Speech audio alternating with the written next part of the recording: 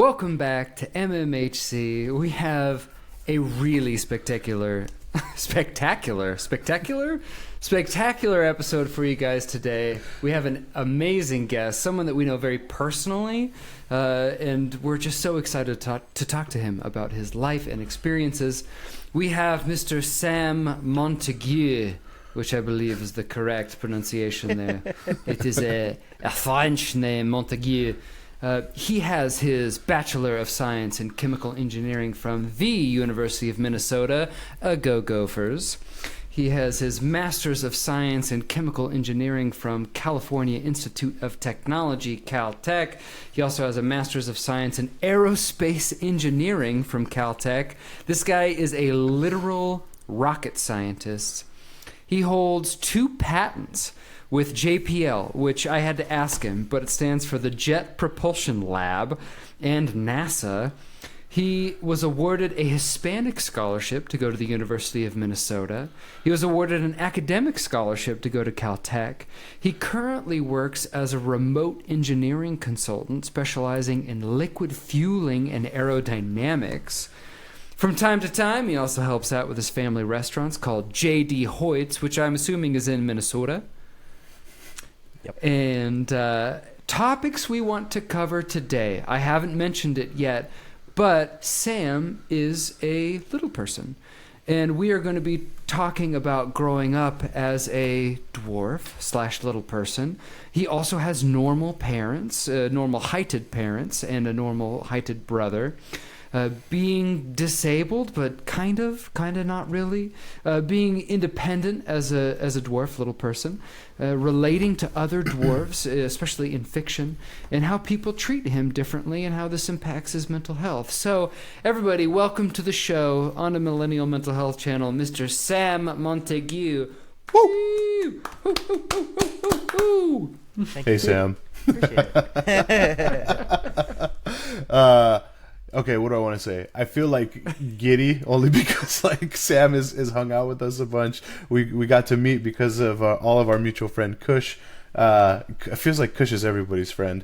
But Sam and we just go way back. So Sam, we're super excited to have you on the show. I need to get like two things off my chest real quick. For whatever reason, as we were getting ready to record, I had like this like random image in my head that we're gonna do like the Full House intro, where it's like we would be like doing something and then we'd like turn to the camera and like do that whole thing.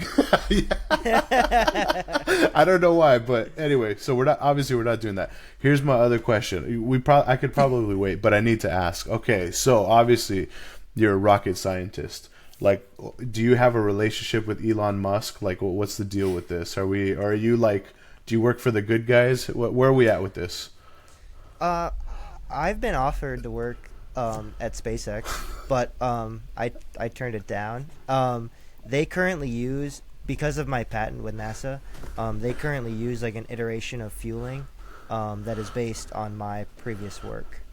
So my patents get paid by Elon Musk. So I don't really need to work for him to pay me, but I don't really have a relationship with him. I've never talked to him or anything. That's the most fucking boss-ass move I've ever heard in my life. Yeah. Like, Elon Musk, I don't have to work for him. He still pays me. Yeah. That's how it works. So that's kind of the nice part about having a patent, is that if they reference your patent or they reference something that references your patent, you get paid for that as well. So it's kind of like, because I've contributed to rocket science, it's kind of a nice little back end to have. Okay, cool. So like I've like sat here with my mouth like wide open for like 2 minutes. So basically what I'm hearing is you told Elon to fuck off, is what yeah. Okay. I mean, not really. They just don't have a great work culture there. I've heard that, it's kind of like they don't expect you to stay longer than 18 months. They expect you to work more than 65 hours a week, including like overnights and crunch time. And it just doesn't seem like a place for me to grow. It seems like a great spot for people that are like close to retirement, and maybe they want to get 1 or 2 good years and then either retire or move into consulting.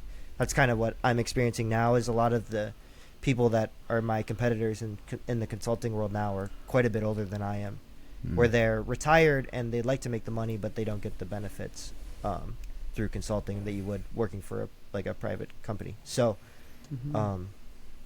it's just not for me. I really enjoyed working at NASA, and maybe I'm like biased now. I have a team to represent, but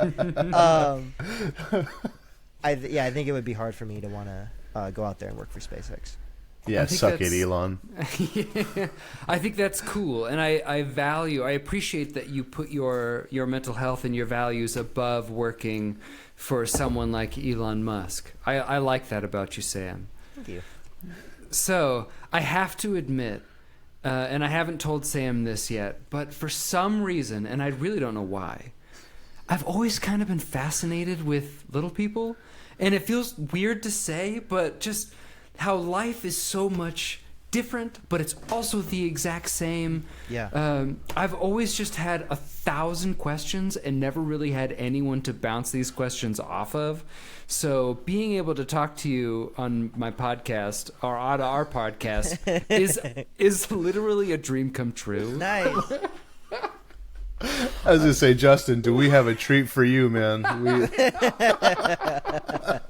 I'm so glad you're here. I know Eddie's glad you're here because, we do have a mutual friend. We got to hang out so much during their wedding. It was so much fun. We had a blast. Yeah, such a fun time. And the fact that you're such an accomplished scientist, and I think anytime anyone has any sort of disability or something that defines them as a character, people label them as that thing. So you are not only a little person, you're a brilliant scientist, you're a rocket scientist, you're a person, you're a person looking for relationships. Like you have such depth of character, and that's one of the reasons why we wanted to have you on this show. So literally, it is an honor. I'm so glad you're here. Thank you for being on the show. Yeah, thank you for having me. I'm really excited to express kind of how I feel and talk to you guys, and because I haven't seen you guys in forever, so I think this will be fun. I'm really excited. Yeah. Justin, start us off. I mean, we already have shown everybody that Sam is a fucking badass. So let's just do it. So Sam, tell us, because I want to start off first things first. What terms do you prefer we use when talking about this stuff? Because there are some socially acceptable terms, but I want to make sure that we do what you want. Yeah, I personally really like the word dwarf. I really like the kind of the mythology and the mysticism that's involved with the name. I like the powerfulness that I'm I'm a different race. I'm not from the same. I'm not from the same cloth. I like that. But a lot of little people do not like to be called dwarfs, and I learned that the hard way. That they don't they're just smaller. They don't want to be considered like something else or like a different different biologically.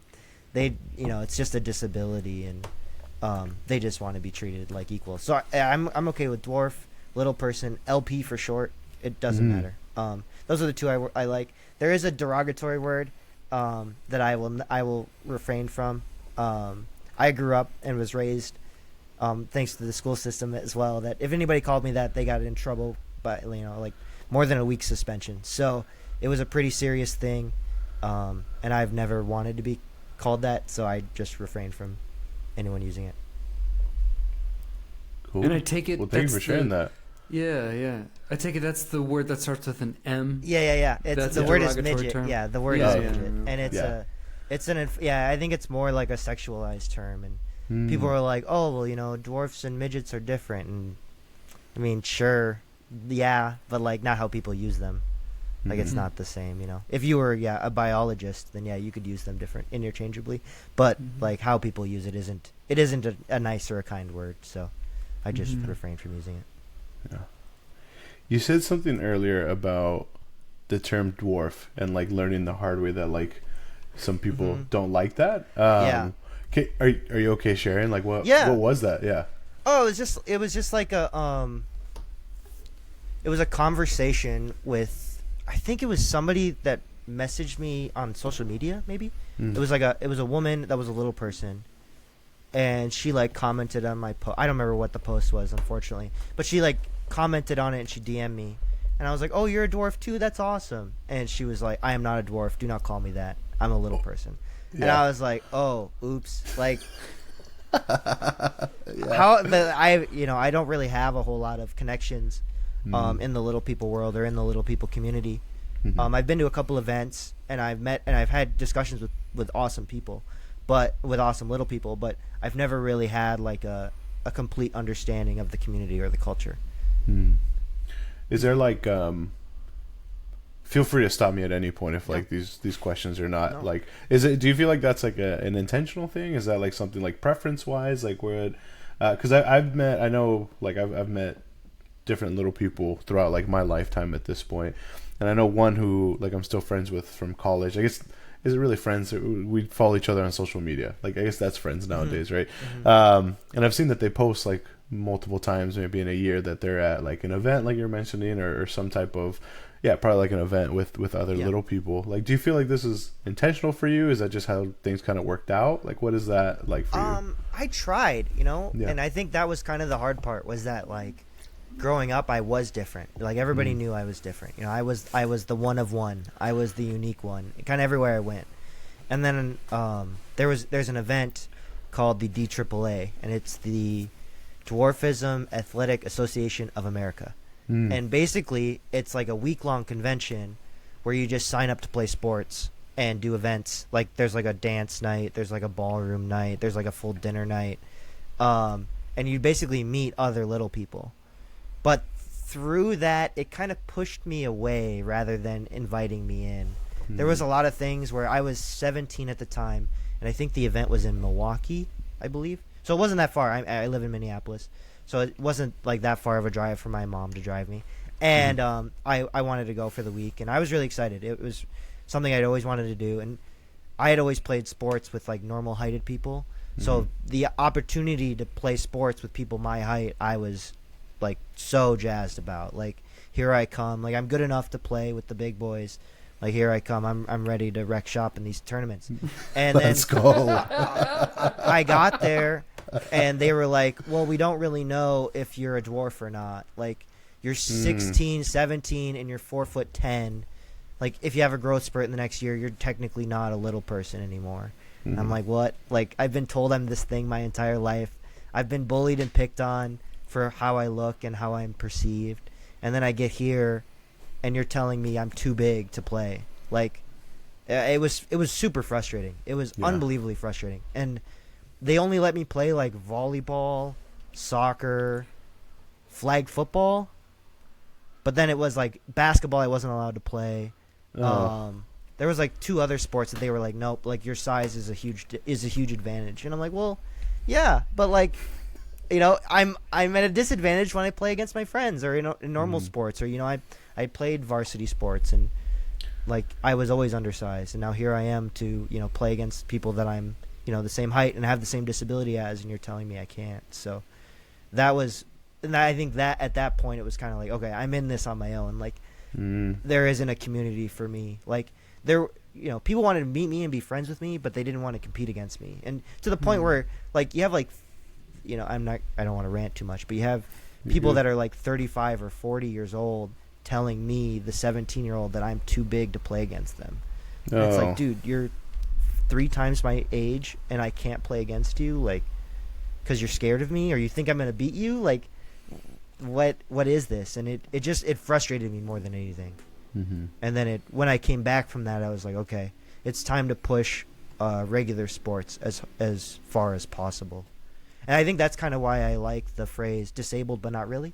It's like, yeah, I am disabled, but I can do everything a normal person can, I don't really feel disabled. Once in a while somebody will say, oh, well, you're disabled, then you should get a handicap sticker so you can park in front of every store. And it's like, but I can walk. Like, I don't want to take the one handicap spot from the guy that's in a wheelchair.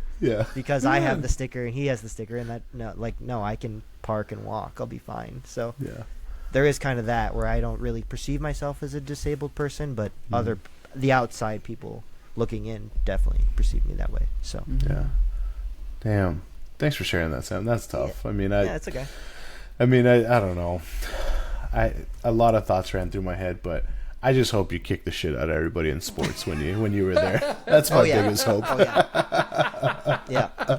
The best part was we played. Basically, there's a team from LA, and it's like some of the actors that are little people. Like I can't remember his name off the top of my head, but he was in like the Pirates of the Caribbean series. And he's like the lead guy for they're called the LA Breakers, not the Lakers, but the Breakers. And and they have like custom uniforms, and they show up and they practice, and I was like, I'm gonna take these guys out. Like, these guys think that they can practice with their team every 2 weeks and show up to a basketball game against me. Like, no. And they told me I couldn't play basketball. That was the team that told me I couldn't play basketball. And then we played them in soccer the next day, and I beat them pretty handily. So that felt really good. But I was definitely motivated. That was a chip on my shoulder. Like, okay. Yeah. I'm better at soccer, and you told me I can't play basketball, so here we come. I'm coming for you. Is it Martin Kleba? Martin Kleba? Is that I can Google him. I'm sorry. I'm looking at the Google right now. I was gonna say, there's no way Eddie knows that offhand. Like, wow. Sorry, that just being real. Is he bald? He's really bald. Yeah. Okay. So this is not only is this an anti-Elon Musk show, this is now a no. I don't want to put it out there. If that's what he needed to do to win, then that's what he needed to do to win. You're a better man than me, Sam. I was ready to drag him. Well, honestly, listening to your story about growing up, one of one, you were the only little person in your town in Minnesota, and then to hear that you're not quite fitting into the mold that they want, right? That broke my heart, man. Like, that hurts to hear. Because, it was frustrating. It was really sad. I bet. How did you feel? Because I think a lot of people maybe who are mixed race could feel a similar way, where they don't feel like they totally fit into either basket. Yeah, how did that impact your psyche, your psychology? I think it just kind of told me that, like, I was in this on my own, that there wasn't going to be a group that could understand me, and there wasn't going to be a group that was, I would fit in. And, like, growing up, I always wanted to fit in with the jocks because I played sports too, and I was really good at sports. And but then it eventually became a thing where, like, no, Sam, like, you're different, and I slowly started to get cast away from that group. And so then I thought, oh, well, I'll make great friends with little people. And then I went to that event, and it was kind of more like, not really. Like, they were jealous almost. Like, I don't have many issues. I don't have many, like, other factors to my disability. Like, I'm just small. That is really the only thing that really changes me. And I think, a guy that has to use a scooter, or, a little person that has to use a scooter to get around, looks at me and is jealous that I don't have the same situation that they have. Like, yes, we have the same disability, but we're in a little different situation. So I kind of get it. I was dealt, I was dealt a lucky hand for a bad disability, but if that makes any sense. But I just kind of lucked out. And I've always related to maybe not just mixed race people, but also just, like, people of color. And I think it's easier for me to relate because it's like, yeah, I don't fit the mold. Like, I'm different. I'm unique, and it's easier to relate to someone else that has also been treated differently, if that makes sense. Absolutely. I gotta imagine, like, having to go through that, and, like you mentioned, of just like, okay, it's gonna be on me, like that mentality, and like that idea. My guess is it hopefully helped you, like, throughout things like college and now, like, as an adult. Yeah, absolutely. And I think for me, college was really like the eye-opening experience I needed. Where high school, it was like I was constantly bullied, and, like, the bullying was hard because the teachers really liked the bullies. And so it was like I had no footing. Like, I had no one backing me. And it was really hard. And I thought I hated school. I thought I hated learning. It made it a really hard situation. And then going to college, I did my first 2 years at Anoka Ramsey. It's a community college here. Because I didn't get awarded a scholarship to go to the U of M. And my family, unfortunately, I didn't want to put them under the pain or anything to put me through college. So I went to community college, and at that point it was like, okay, no one cares what I look like. No one cares, how I talk. No one cares about how tall I am. Like, they're here to learn and I'm here to learn, and I'm going to put my best foot forward. And then getting to the University of Minnesota was like, oh, I'm going to really struggle to make friends and fit in. But, I was an academic just like everybody else. And I think it was easier to fit in and to make friends because everybody treated me like an equal, where that didn't really happen before that. Yeah. Working in a high school, I tell kids a lot of the time that, like, we just had prom like a week ago, and it's like this little bit of like drama and like the stuff that's going on right now literally will not matter in like 6 weeks. Like it like is out there. And I'm glad you had that experience too. And I've heard too, one of my really good teachers in high school told me if he was ever to leave teaching high school, he would go to a community college, because those people, sometimes more than like at a 4-year, are there more to learn than like maybe other groups of people, like for different reasons, right? Whether it's right out of high school, whether it's coming back to school, like you get a group of people who are there for themselves a lot of the time, where I think sometimes you can argue maybe at like a 4-year school, maybe there was some outside pressures to get there. Whereas like a community college, it's like, we're here, like this is what I want to do, and I want to be here. And there was a good mix of like, you did have some kids that were like, oh, I'm only here because my parents want me to go to, do something after high school. You did have a little bit of that. But then there were a lot of people like, oh, I'm 35 and I'm trying to get an education because I'm tired of working my, whatever job. And those people were way more motivated. And so it was a lot easier to relate to those people because they understand how to, time management, and they understand how to study, and they understand what to look at. And so communicating with, adults instead of, high school kids worrying about their clout or their, their how they're perceived. It was a lot easier to get along with people. So yeah. Well, I'm curious. Tell us a story about the bullying of some. And I know we've talked a little bit about this in the past, so I've got an idea. But I think it's important to be able to say the things out loud that people have done, because I know people have been pretty shitty to you in the past.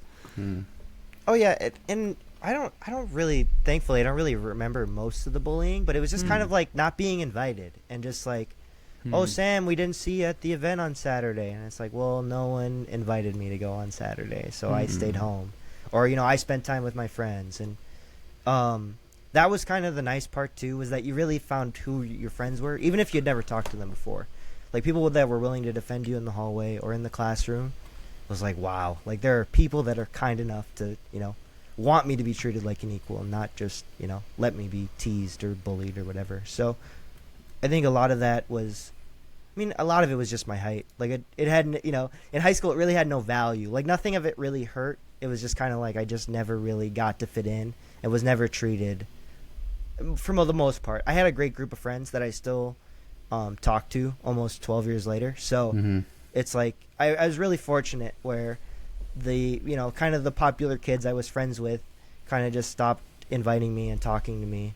And then it's kind of like, all right, I'm just going to start a friend group with people I like, or, people that actually talk to me at school. And it sounds so simple, but it was kind of like, okay, these kids are really smart and I want to be really smart. Like, let's see what they're doing that I'm not doing, and let's see if I can make a friend group out of this. So a lot of my high school friends are super, like, I feel like there's 2 of us that I kind of joke that we're kind of the dumb ones of the group, of the 8 of us, and the other guys are quite talented. So it's just kind of that, and it's like from the outside looking in, that sounds ridiculous, but that's really how it feels.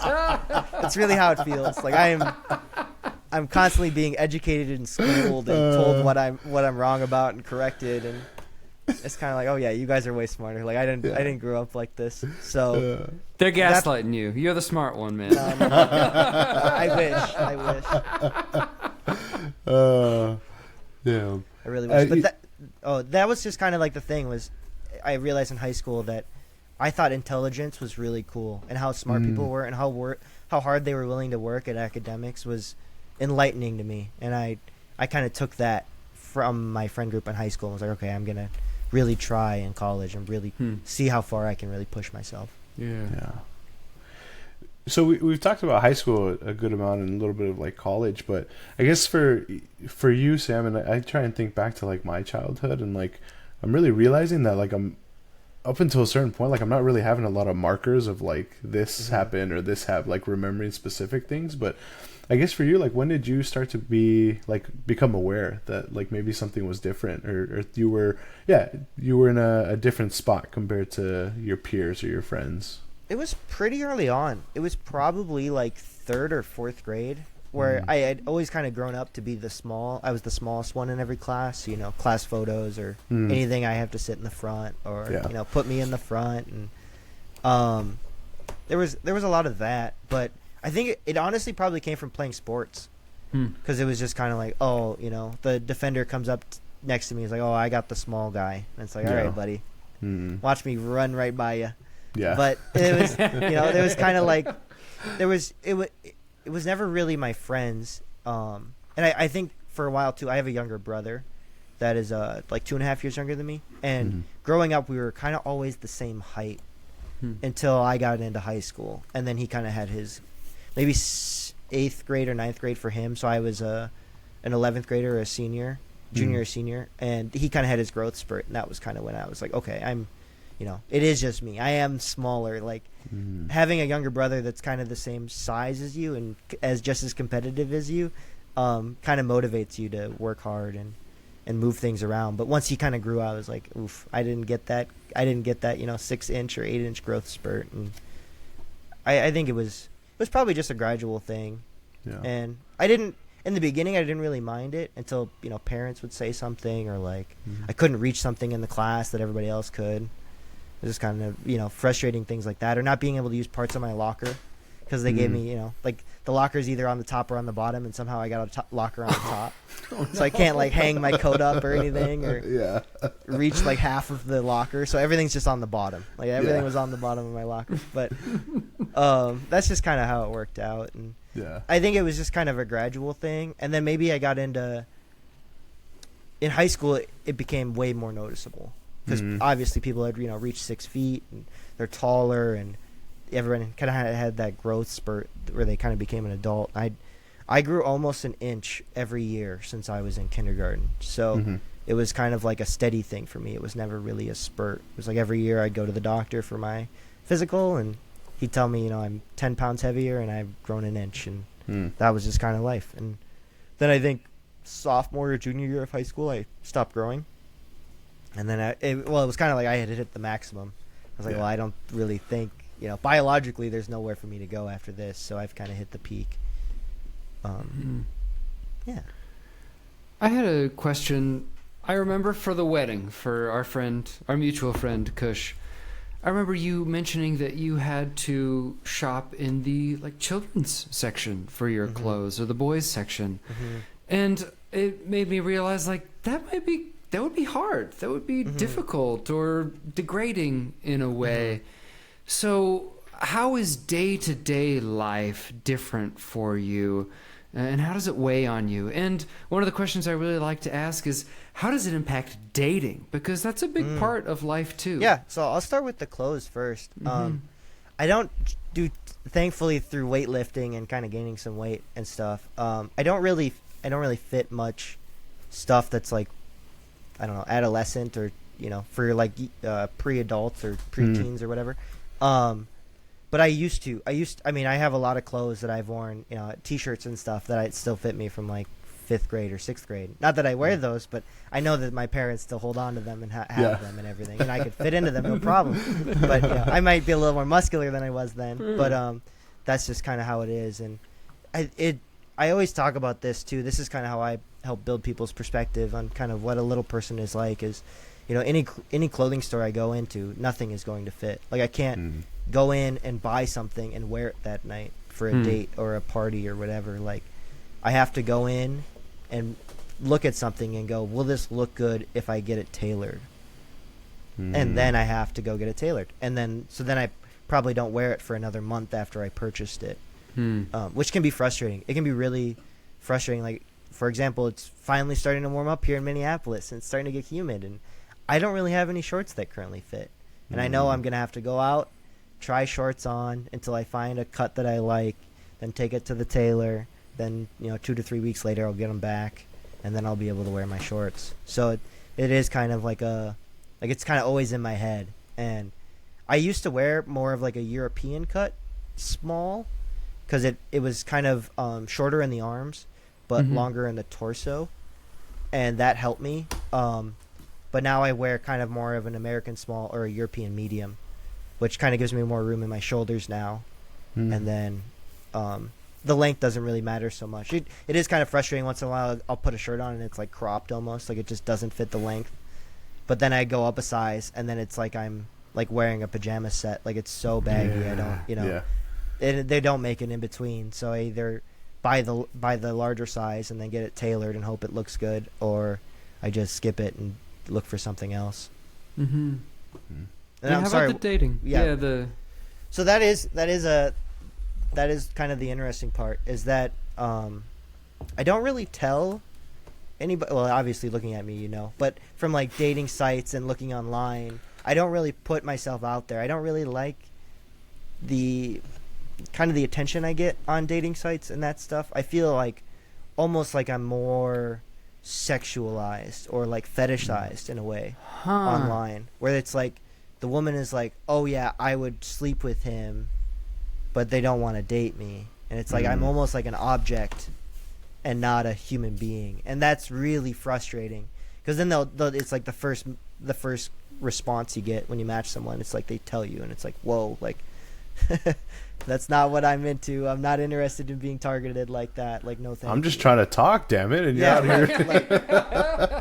Like I'm not, like, that's not for me. Like, no thank you. Like I'm not I'm not looking to be used. And I think it's funny, my coworker and I a couple days ago at the restaurant, we talked about this. He brought it up randomly, and he's like, do you think dating is hard because you're short, or do you think dating is hard because the stigma of short men? And I said it's probably the second one. Like, I think there is like kind of a stereotype that women want to date taller men, and there aren't many women that are shorter than I am, so it kind of rules me out in a lot of those relationships or dating those people.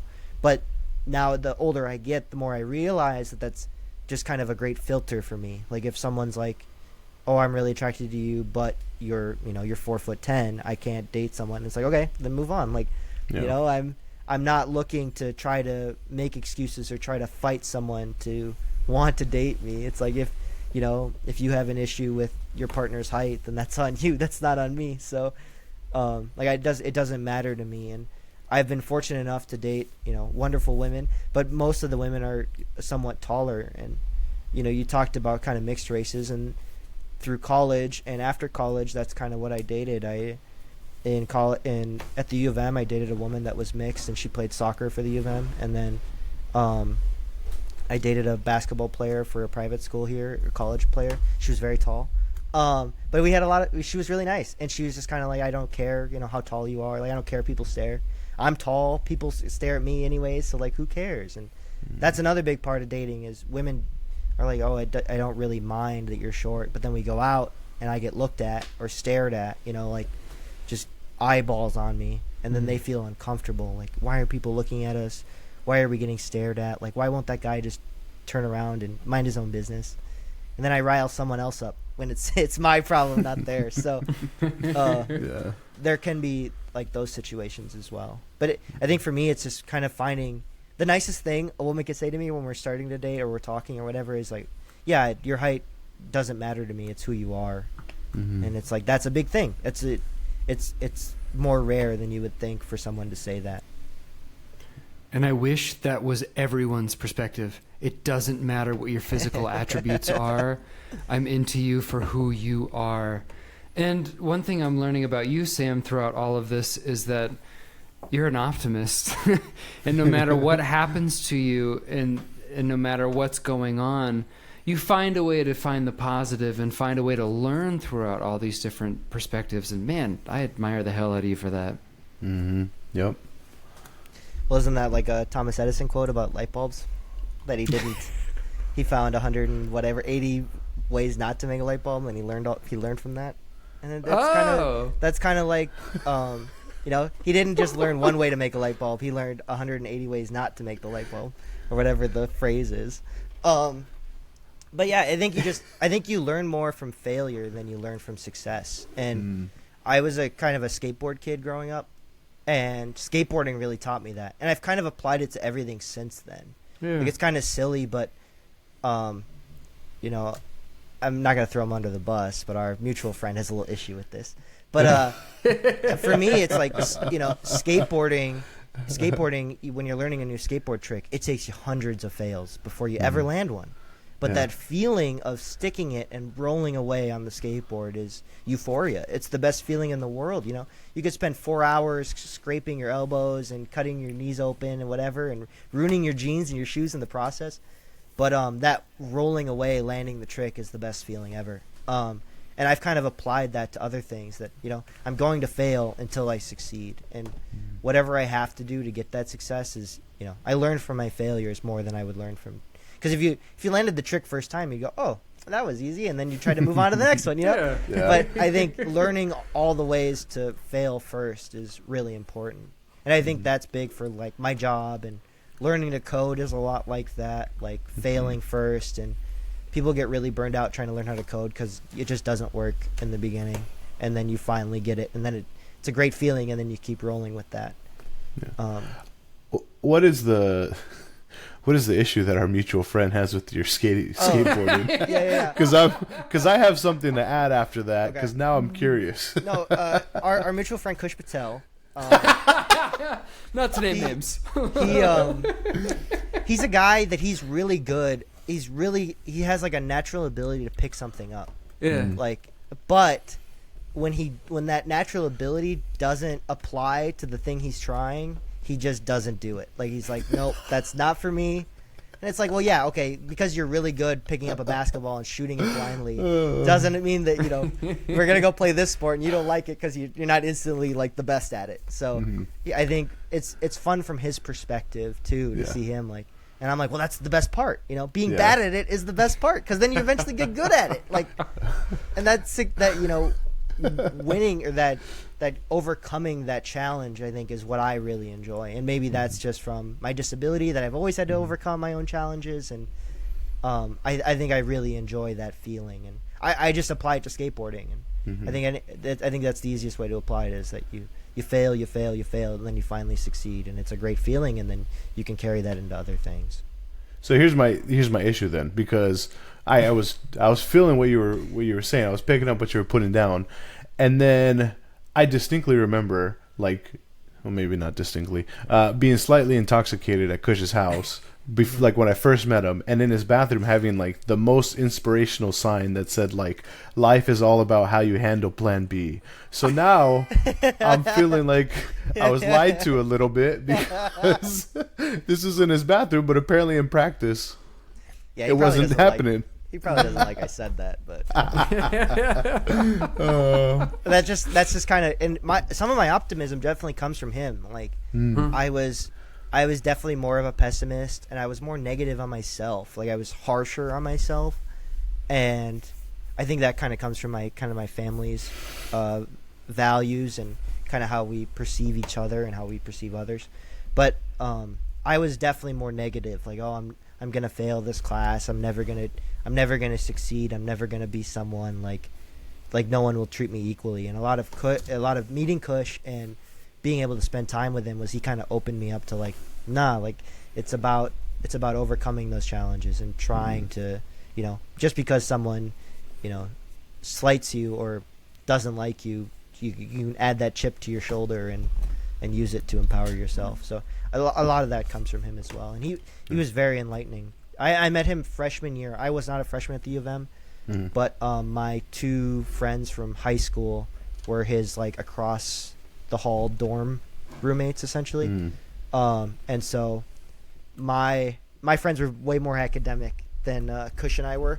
And so I would go there on Friday nights, and they'd be like, "Oh, we're either going to do homework or we're going to watch this movie that's in a random in a French language or something." And I was like, "Well, I'm not going to do that, so I'm going to go walk across the hall and see what Kush is doing." "Oh, Kush, you want to play NBA 2K? Okay, let's go. Like, let's do something." So, it was awesome to meet him, and it really changed my perspective. And then I eventually moved in with him junior year, and that was awesome. We lived him and I had the attic in our like college house essentially, so we had like the third or fourth floor to ourselves, and he had the master bedroom, and I had I think the room I was in wasn't technically a bedroom, but we made it work. It had like a lowered ceiling on my side, so I was probably the only guy in the house that could really fit in that space. And I was like, oh, I'll take the attic room. Like I would love to live in the attic. Like it'll be quieter up here. It'll be warmer in the winter. Like this seems like a win-win for me. And it was kind of like a little, hobbit space I could have to myself. And I really enjoyed living there. It was really fun. It was super fun. Oh.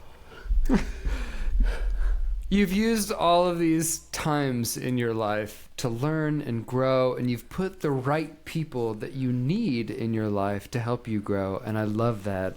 And I hope Kush listens to this and realizes how much of a difference he made in your life, because he's a good dude. He's a very good dude. And so I'm glad that you guys have been able to push each other, because I know too, and I don't want to speak for him too much, but I know he was pretty much the only Indian guy growing up in Minnesota. Yeah. And so I'm sure you being the only little person, him being the only Indian guy, could relate a little bit. Yeah, he was kind of from a smaller town, like 2 hours north of the cities, which is kind of funny because I had two of my closest friends are Indian as well, and from high school, and they would come to our like house parties and things, but then guys from where Kush is from just assume my Indian friends were Kush, like, oh, here's the brown guy, this is Kush, and my friends are like, what the hell? Like, you've never seen another brown person before? Like, are you serious right now? My friends would get heated, like to the point where they kind of just stopped coming to our parties. But it was just like, these guys drove 2 hours down. They've been, I have never seen these dudes in my entire life, and they walk into my house and they go, "Hey, Kush." That's not Kush. So there was a little bit of that, but. And him and I did relate to that, and that was easy. Where it was like, he was always treated differently. I was always treated differently. Obviously, his name is like a punchline and a joke that people make fun of. Used to make fun of him for. So it's in Minnesota, he got a little more than that than I think he would living in Colorado. So, or Portland when he lived in Portland. So so it's just a little different situation. But we definitely related. And early on, it was like, I don't really know this guy, but he just keeps inviting me, and we hang out. And we have like one-on-one time, and like the first day we moved into the new place, he's like, "Oh, I found this thing on Craigslist. I need it for my room." And we're like, "Okay." He's like, "You're coming with me." I'm like, "Okay." Like I have nothing to do, but yeah, sure. So then we got in the car, and then we drove through Minneapolis during traffic, and we had a lot to talk about. It was kind of like, it was fun, and he was kind of trying to roast me, and at the time I was like, I don't really know you like that. Like, maybe get to know me before you try to push my buttons a little bit. But, it was fun. It was a great time. Justin mentioned something earlier about you being able to have like people in your life that are able to support you through these somewhat difficult times, or definitely difficult times early on, but then your outlook seems to have changed and helped you a lot through a lot of difficult times after. But what are things that we can do, Sam? Like, what are things that like other people can do, society can do? What can they change to make life better for little people, for the community? I don't know if there really is a whole lot. I think it's just like have an open mind. I think that's easier. I think for me, at least, like going like early on, I kind of pushed myself away from people, or like if like a group of people talk to me a certain way, I just write it off. Like no, I'm good on this. Like I don't need to surround myself with this. And I think it's just have an open mind, and respect people's boundaries and space. Like, if someone's got their headphones in and they're a little person or whatever, you don't have to go over and make a show of like trying to meet them or talk to them or whatever. But I think it's that, and I've been not really called out, but like at a park or something, and a kid comes by and goes, "Why is that man so short?" That's not on the parents to try to like supervise or instruct their kids on trying to be nicer or kinder or open their minds to the world. But I don't really mind that from children, but when it happens from adults, it's kind of like, didn't someone raise you? Don't you have manners? Like, why are you talking to me like that? And I think it's just have an open mind. And I think maybe this is just from my perspective, but once in a while I get someone that thinks I also have like a mental disability. And so they like talk slow or they talk really loud, and it's like I I can keep up with this conversation. Like I don't, just because I'm physically disabled doesn't mean I'm also mentally disabled. So I think there is a little bit of that, and I don't know. I think as long as people just have an open mind and they respect others, I don't think there's really anything else you can do. I mean, maybe if you see like a little person at the store or something and they can't reach something on the shelf, then just grab it for them. That's always a hard thing for me. Is like there's an ingredient I really like at the grocery store here, and it's on the top shelf, and it's like only a 6-foot person could really reach up there and grab that. Yeah. And so I either have to find like an attendant that's tall enough to reach it for me, or I wait for someone to walk down the aisle, and then I have them grab it for me. So it's just I think it's just have an open mind. I don't, it's kind of easier to kind of, I don't know, judge people back based on their reception of you. And so it's like, is this person worth my time or not? And yeah, I think just having an open mind is really all it is. Yeah. Sounds like you just want to be treated with the same respect that everyone else gets, and which is hard. It's really hard. Yeah. Yeah. Oh yeah. Well, we are getting to the end of the episode. I've got one more question I really want to ask. I heard an interview with Peter Dinklage, who's amazing, just the goat. Great. Yeah, the goat. He is the goat. The goat. Where he was talking about older movies, especially Disney movies, and he said Disney is trying to sponge and clean up their act in all these older movies and take out a lot of the racist things, take out some of the racist things of Songs of the South, that movie. He said, but Snow White and the Seven Dwarfs persists. There is less of an emphasis on trying to change our perspective towards people with physical disabilities, especially little people.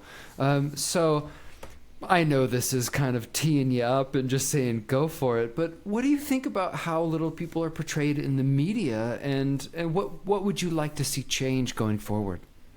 That's a hard question to answer. I think I don't like the movie The Snow White and the Seven Dwarfs. It was always one of my mom's favorite to put on for us. Oh. I think eventually it was just kind of like, Mom, you're kind of missing the point here. Oh, and, no. that is kind of why I put on the little bio I sent that my parents are normal-heighted. Like they do not, they cannot understand what I'm going through, and even they make comments about other little people, and it's kind of like, you raised one, like shouldn't you know better than to do that? But it just kind of comes out. Yeah.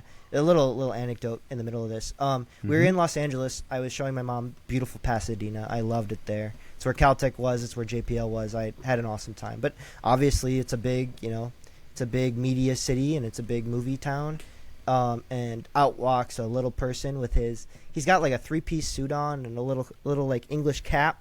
And he comes right out, and maybe he's 30s or early 40s, and he comes out and he just lights a cigarette. Just boom. Steps out of the building, lights a cigarette. My mom makes a comment about how like the cigarettes are stunning his height or his size, and I was like, Mom, you what? Like, Mom, I'm 24 years old. Like you can't say that. Like you can. Yeah. What? Like, what am I? If that's how you think about him, then what do you think of me? And that kind of changed my perspective on the things. But I don't really care if Snow White and the Seven Dwarfs like gets deleted or they change it to like, I've heard people talk about changing it to gnomes. And I'm like, at that point, just make it dwarfs. Like, I think for the big part for me too, like when I ask people to relate to me, speaking of Peter Dinklage, the first chapter of Tyrion in A Game of Thrones, the first George R.R. Martin book, that chapter made me cry. That was probably the most I've ever related to somebody else in my entire life. Wow. And it was written by a man that was not a little person. So that person had the understanding and like the perspective of someone that was different and someone that was disabled, and then they put it into like this perfect understanding and like the mix of like frustration and rage and sadness and depression and kind of everything that came with it, you know, because I don't know how much you guys have watched Game of Thrones or read Game of Thrones, but obviously Tyrion has a younger brother that is the Golden Knight. He is the one, you know, he's basically, they're prepping him to be the best of the best, and it's because he's full sized and I think in the books he's the older brother. But in my life, I have a younger brother that's kind of like that. He's the golden child. He's always succeeded. He's never failed. Like, it's kind of the same situation. And once I read that was kind of through college and through after college, people would ask me like, "Oh, what is it like to be a little person or a dwarf?" And I say, "Read that chapter." And you read that chapter, and you will know exactly how I feel. And that's the closest I've ever come to relating to anyone else. Is a fictional character in a book written by a man that's full-heighted. Damn. Thank you. Thank you, Sam. Yeah. I will say, man, this immediately is my favorite interview we've ever done because it's such a unique perspective. You've given such a personal view of all these things in your life and how they have impacted you. And honestly, the coolest thing is you've come out stronger on every single one of these things. And man, that is so cool. Thank you. Yeah, I think it comes from my dad has a work ethic that's like second to none. He works 100 to 120 hours a week. He doesn't have to. He owns the restaurant, you know, we work, but he's there every night and he's grinding it. And growing up, I only saw him on Sundays. And, you know, if you guys played sports, Sunday is the championship day for tournaments and everything. So for me, it was like a big motivating factor to like, okay, we got to get to Sunday because I want my dad to come watch us play soccer. So that was always like he always had this machine behind him. He never finished high school. He started work at 13 or 14 or something, and he's been working his whole life ever since. And so I think, you know, people like to say that I'm a genius or brilliant or whatever, but I think it's really just the work ethic that comes from following my father's footsteps. Yeah. Damn.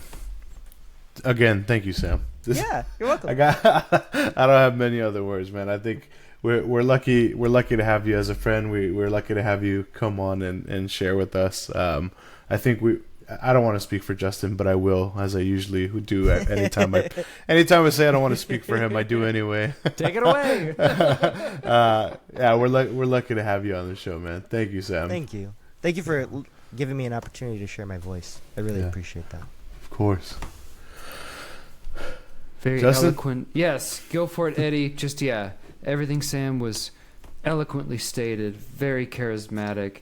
It helped me understand you, and I hope our audience also understands a little bit more. Hopefully, this is their Tyrion Lannister chapter in Game of Thrones, and they understand you a little bit better. That's the goal. Awesome. Thank you, guys. Well, again, thank you, Sam. Our listeners, we hope you appreciated today's episode. Like we do it at the end of every single episode. You could find us wherever you get your podcasts, on Apple Podcasts, Spotify, and any other podcast streaming app. If you use Apple Podcasts, feel free to leave us a review, either 5-star review or a comment about the show. On Spotify, you can leave us a 5-star. On social media, you can find us at Millennial MHC. We're excited to share this episode with you all. We hope you enjoy it. And before we leave, we want to remind you, like always, take our elementals.